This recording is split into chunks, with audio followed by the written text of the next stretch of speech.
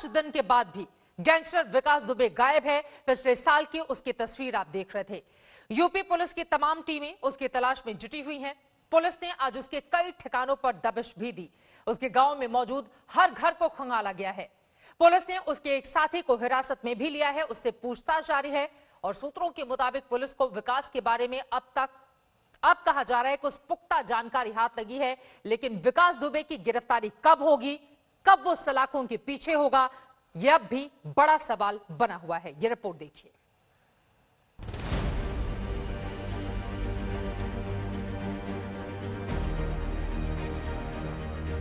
आठ पुलिस वालों को मौत की नींद सुलाने वाला हिस्ट्री शीटर विकास दुबे को जमीन खा गई या आसमान निगल गया। 5 दिन बीत गए, यूपी पुलिस के हाथ खाली हैं। पुलिस शहर दर शहर विकास दुबे की तस्वीर वाले पोस्टर लगाते देखी गई। 50,000 का इनामी 2.5 लाख का हो गया। यूपी पुलिस अपने साथियों के गुनहगार को दिन रात तलाश रही है। 3 राज्य में विकास के संभावित ठिकानों पर छापेमारी की गई। पुलिस और एसटीएफ की 50 से ज्यादा टीम विकास दुबे की तलाश में जुटी है। आज एसटीएफ ने कानपुर में विकास के करीबी माने जाने वाले जय कुमार वाजपेयी से कड़ी पूछताछ की है। उसके घर की तलाशी ली गई। हम लोग बस शादी में थे, वहाँ हम लोग गए शादी में, हमारे लड़कियों को बेनकाब बताया गया। कानपुर में विकास दुबे के गांव में पुलिस एक घर की तलाशी ले रही है। जांच में एक घर से 3 जिंदा बम बरामद किया गया है। वहीं पुलिस ने विकास दुबे के घर के करीब एक कुएं को भी खंगालने का फैसला किया है। पुलिस को शक है कि इस कुएं में पुलिस से छीने हथियार हो सकते हैं। हम जिस जगह पर खड़े हैं यहाँ पर एक कुआं बना है जो कि गांव के बीच का कुआं है और पुलिस को शक है कि इसके भीतर भी तमाम सबूत हो सकते हैं।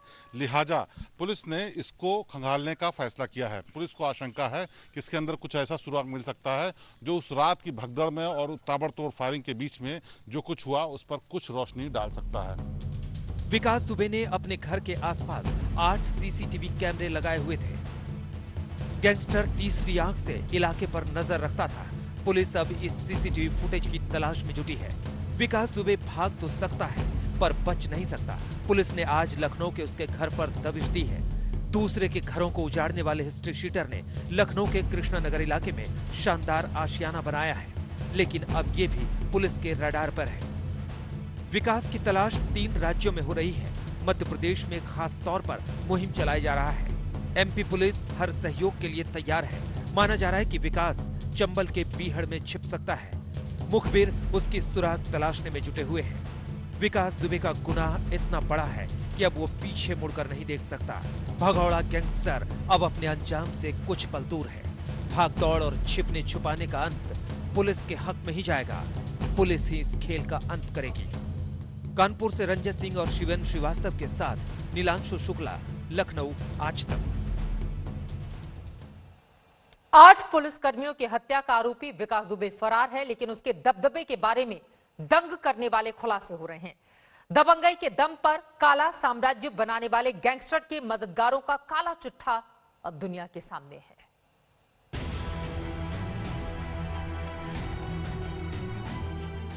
गैंगस्टर विकास दुबे का गुनाह की दुनिया में विकास सुनेंगे तो हैरत में पड़ जाएंगे।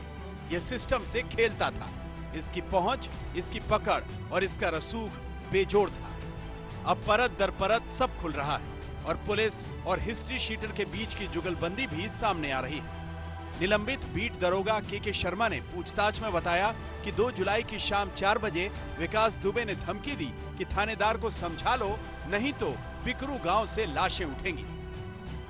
सूत्रों के मुताबिक स्थानीय पुलिस में विकास दुबे के 1-2 नहीं बल्कि 200 पुलिस वाले मददगार थे। ये वो पुलिसकर्मी थे जो विकास के लिए किसी गुर्गे की तरह काम करते थे। थाने में तहरीर आती तो पहले इसकी सूचना विकास दुबे को दी जाती। ऐसा नहीं है कि इस नेक्सस की खबर पुलिस के अफसरों को नहीं थी। विकास दुबे और उसके साथियों के साथ हुई मुठभेड़ में मारे गए सीओ देवेंद्र मिश्रा का एक पत्र वायरल हो रहा है, जिसमें उन्होंने इसी नेक्सस का जिक्र किया था। तत्कालीन एसएसपी अनंत देव को लिखी इस चिट्ठी में सीओ ने चौबेपुर थाने के एसएचओ विनय तिवारी और विकास दुबे की साठगांठ का जिक्र किया है। लेकिन अब वो चिट्ठी इस सिस्टम से गायब है। सुनिए मौजूदा एसएसपी साहब क्या फरमा रहे हैं। एसएसपी की कॉन्फिडेंशियल एवं जो क्लरिकल ऑफिस जिसमें जो दंड बाबू के ऑफिस सब में चेक कराया गया है। इनमें से रिसीविंग एवं डिस्पैच रजिस्टर इन दोनों में ना तो इस चिट्ठी के संबंध में कोई उल्लेख है, ना तो 14 तारीख को एसओ के खिलाफ कोई अन्य रिपोर्ट रिसीव हुआ है। इस संबंध में कोई उल्लेख नहीं है, ना कोई इस संबंध में कोई फाइल यहाँ पे पाए गए हैं। हालांकि तत्कालीन एसएसपी अनंत देव खुद ही जांच के घेरे में है। पुलिस जांच कर रही है, एसएसपी ने सीओ की शिकायत पर कार्रवाई क्यों नहीं की। तत्कालीन एसएसपी अनंत देव की जांच एडीजी जोन कानपुर की जगह अब आईजी लखनऊ रेंज लक्ष्मी सिंह को दे दी गई है। लक्ष्मी सिंह जांच में जुट गई हैं। आज वो कानपुर के सीओ दफ्तर पहुंची। ये बात अब शीशे की तरह साफ है कि गैंगस्टर विकास दुबे की गुनाह की जड़ें बहुत गहरी थी। इसे खाद पानी देने वाले खाकी वाले भी थे और खादी वाले भी। कानपुर से रंजय सिंह और शिवेंद्र श्रीवास्तव के साथ नीलांशु शुक्ला, लखनऊ, आज तक। खादी और खाकी की मदद से अपना साम्राज्य बड़ा करता चला गया। ये शख्स फिलहाल गैंगस्टर फरार है और पुलिस को अभी तक उसके बारे में कोई पुख्ता जानकारी नहीं मिल पाई है। इस बड़ी खबर पर बनी रहेगी आज तक की नजर। आगे बढ़ते हुए बात अब चीन की करेंगे, जिसकी धोखेबाजी का जवाब देने के लिए हिंदुस्तान ने तैयारी तेज कर दी है। कल भारतीय एयरफोर्स ने ऑपरेशन मिडनाइट किया, जिसके जरिए चीन को कड़ा संदेश देने की कोशिश की गई है। वहीं सीमा पर अब निर्माण काम में भी तेजी लाने का लिया गया है बड़ा फैसला।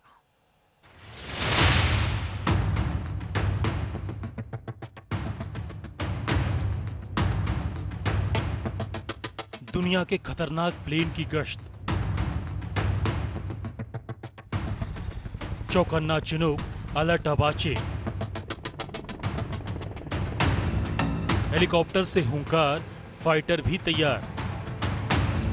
चीन के धोखे से निपटने के लिए भारत का ऑपरेशन मिडनाइट। चीन की हर गुस्ताखी पर हिंदुस्तान की नजर है। चीन सीमा पर भारत के ताकतवर विमान तैयार हैं, जहां चीन के हर धोखे का करारा जवाब दिया जाएगा। जब पड़ोसी चीन जैसा हो तो तैयारी भारतीय वायुसेना जैसी ही होनी चाहिए। दिन हो या रात, चीन को किसी भी वक्त जवाब देने के लिए वायुसेना पूरी तरह तैयार है और ये तस्वीरें इसकी गवाह है। आसमान में गरज रहे हेलीकॉप्टर और फाइटर विमान चीन के लिए कड़ा संदेश है। बर्फीली हवाओं के बीच वायुसैनिक सरहद की निगरानी के इस मिशन में जुटे हुए हैं। आज तक की टीम को एयरफोर्स के मिडनाइट ऑपरेशन को कवर करने का मौका मिला। रात 8 बजे शुरू हुए वायुसेना के ऑपरेशन में एक एक कर हेलीकॉप्टर और लड़ाकू विमानों ने उड़ान भरी, जिसमें आधुनिक अपाचे ने भी हिस्सा लिया। रिफ्यूलिंग की जा रही है, साथ ही इसकी जांच की जा रही है, क्योंकि रात का ऑपरेशन काफी खतरों से भरा होता है। हालांकि अपाचे हेलीकॉप्टर की बात करें तो ये बहुत ही एक अच्छा हेलीकॉप्टर है, खासतौर से माउंटेन वारफेयर के लिए। मिडनाइट ऑपरेशन में मिग 29 और सुखोई 30 जैसे फाइटर जेट भी शामिल हुए। सुखोई 30 भारतीय वायुसेना का सबसे ताकतवर एयरक्राफ्ट माना जाता है। बालाकोट एयर स्ट्राइक के दौरान भी सुखोई ने नाइट ऑपरेशन के जरिए अहम भूमिका निभाई थी। एलएसी के नजदीक चीन की चालबाजी से निपटने के लिए हैवीवेट हेलीकॉप्टर चिनूक भी तैयार है। इस वक्त हम आपको चिनूक ट्रांसफर हेलीकॉप्टर का ऑपरेशन दिखा रहे हैं रात के वक्त, और इस जैसे हालात चीन सरहद पर बने हुए हैं, ऐसे में वायुसेना के एक ट्रांसपोर्ट हेलीकॉप्टर की पूरी रात ऑपरेशन को अंजाम दे रहे हैं। उधर भारत की सख्ती का असर भी देखने को मिल रहा है। सूत्रों की माने तो चीन की सेना PP-14, PP-15 और PP-17A करीब 1.5 किलोमीटर पीछे जा चुकी है। वहीं भारतीय सेना भी कुछ कदम पीछे हटी है। हालातों को देखते हुए रक्षा मंत्री राजनाथ सिंह ने भी बॉर्डर पर जारी सड़क निर्माण और अन्य निर्माण को लेकर रिव्यू बैठक की। भारत चीनी सरहद से सटे लद्दाख के इलाके में सड़क निर्माण का काम तेज करने लगा है।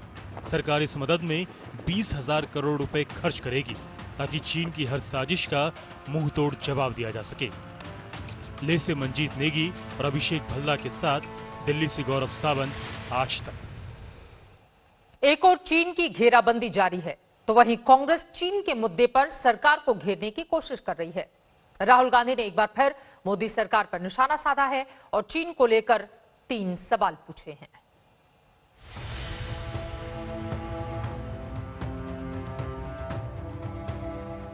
चीन पर तनाव को लेकर मोदी सरकार के जवाब कांग्रेस को हजम नहीं हो रहे। चीन की चिंगारी दिल्ली की सियासी भट्टी में आग का काम कर रही है। राहुल गांधी के तीखे हमले सरकार पर जारी हैं। इस बार राष्ट्रीय सुरक्षा सलाहकार अजीत डोभाल और चीनी विदेश मंत्री से बातचीत मुद्दा है। राहुल गांधी ने ट्विटर के जरिए सरकार से 3 सवाल किए हैं, जिनमें भारत और चीन के विदेश मंत्रालय के अलग अलग बयानों को भी शामिल किया गया है। पहला सवाल, पहले जैसा स्टेटस स्थापित करने को क्यों नहीं कहा गया? दूसरा सवाल, चीन ने हमारी जमीन पर 20 जवानों की हत्या कर दी, उसे इसकी सफाई देने का मौका क्यों दिया गया? तीसरा सवाल, भारत के बयान में गलवान घाटी की संप्रभुता का जिक्र क्यों नहीं है? कांग्रेस नेता राहुल गांधी ने इन्हीं सवालों के साथ भारत और चीन के द्वारा जारी किए गए बयानों की तस्वीरें भी डाली। इनमें चीन के बयान के एक हिस्से को हाईलाइट किया गया है। चीनी विदेश मंत्रालय ने कहा है कि गलवान घाटी में क्या सही हुआ और क्या गलत, इसकी तस्वीर पूरी तरह से साफ है। चीन अपने क्षेत्र की संप्रभुता की रक्षा करेगा, इसके साथ साथ बॉर्डर पर शांति स्थापित करने की कोशिश करेगा।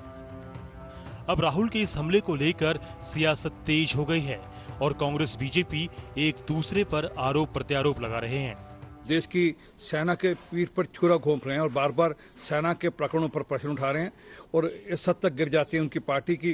जब प्रधानमंत्री सेना के जो लोग घायल हो जाते हैं उनको मिलने जाते हैं तो उस पे भी वो मजाक उड़ाते हैं। ये सरकार ऐसी है, सिर्फ अपनी बात सुनाती है, डिक्टेट करती है। अरे भाई, अगर चाइना के साथ इतना तनाव हुआ तो क्यों था, वजह क्या थी, और अब अचानक से समझौता हो रहा है तो गलवान का जिक्र तो जाहिर तौर से सिर्फ कांग्रेस ही नहीं, राहुल गांधी जी पूरे देश की बात कह रहे हैं। बहरहाल चीन को लेकर राहुल का हमला जारी है, जो मोदी सरकार पर लगातार चीन को लेकर गुमराह करने के आरोप लगा रहे हैं। आज तक ब्यूरो। फरार गैंगस्टर विकास दुबे और चीन की हेकड़ी गुम करने वाली खबरों के बाद अब रुख करते हैं दिल्ली का, जहां कोरोना संक्रमितों का आंकड़ा 1 लाख के पार पहुंच गया है। बढ़ते आंकड़ों के बीच कोरोना को लेकर सियासत का दौर भी गरमाया हुआ है।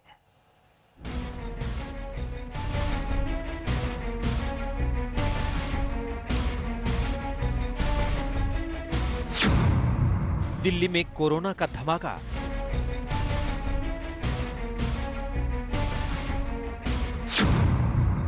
125 दिन में 1 लाख के पार पहुंची संक्रमितों की संख्या।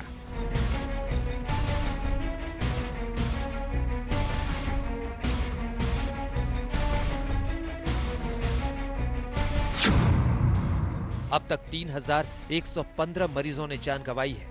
राजधानी पर वायरस का अटैक लगातार जारी है। संक्रमण तेजी से फैल रहा है और मरीजों की संख्या बढ़ती जा रही है।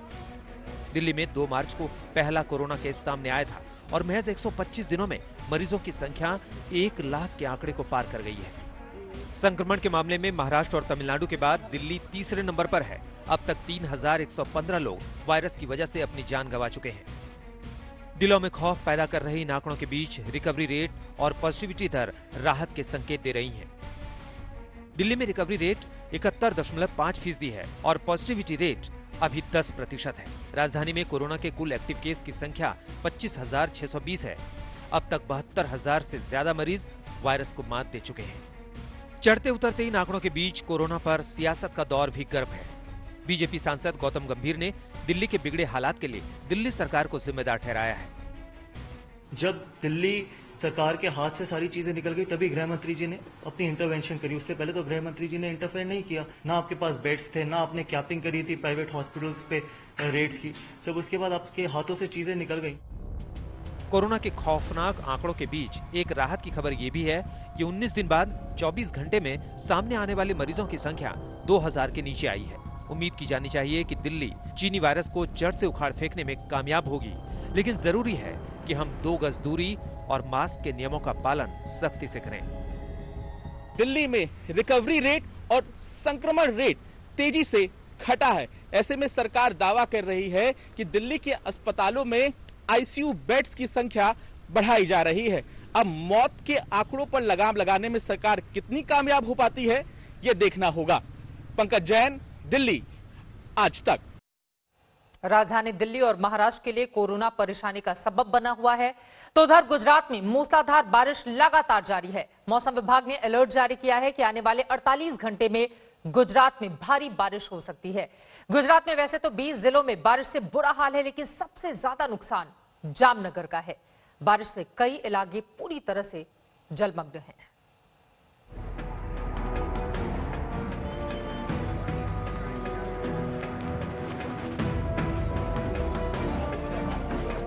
गुजरात में मूसलाधार बारिश हुई। पानी से लबालब बांधों ने अपना रौद्र रूप दिखाना शुरू कर दिया। ये जामनगर का रणजीत सागर डैम है। बारिश से डैम लबालब भर चुका है। डैम का पानी ओवरफ्लो होने लगा है, जिससे आसपास के इलाकों में बाढ़ जैसी स्थिति पैदा हो गई है। बाढ़ की वजह से पास के कंचनी खड़की गांव के लोगों को दूसरी जगहों पर शिफ्ट होने के लिए मजबूर होना पड़ा। लेकिन इन लोगों को देखिए, ये लोग पानी में फंसे हुए हैं। कमर से भी ऊपर तक पानी बह रहा है। पानी से निकलकर कहां जाएं, ये किसी को समझ नहीं आ रहा। एक तरफ कोरोना का खतरा और दूसरी तरफ प्रचंड पानी का प्रकोप। जामनगर के इन लोगों का मेघराज मानो इम्तिहान ले रहे हों। अब जामनगर की दूसरी तस्वीर देखिए। बारिश से शहर में पानी भर गया है। गाड़ियां पानी में डूब गई हैं। कब पानी निकलेगा ये कहना मुश्किल है, क्योंकि मौसम विभाग के मुताबिक अभी तेज बारिश का खतरा बरकरार है। अब जामनगर की दूसरी तस्वीर देखिए। जामनगर के नाथू वाडला गांव में उंद नदी में 2 लोग फंस गए थे। जैसे ही पानी में लोगों के फंसने की खबर मिली, स्थानीय प्रशासन ने एनडीआरएफ को इसकी खबर दी। नाव के साथ फौरन एनडीआरएफ का दस्ता रेस्क्यू ऑपरेशन के लिए पहुंचा। काफी मशक्कत के बाद एनडीआरएफ ने इन दोनों को सुरक्षित बचा लिया।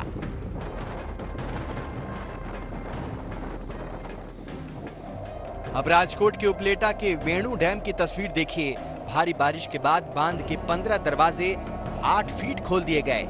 इससे लालपरी तालाब पानी से लबालब भर गया है। सबकाल के साथ दिव्येश सिंह, मुंबई आज तक। इसी खबर के साथ देश तक में अभी के लिए बस इतना ही।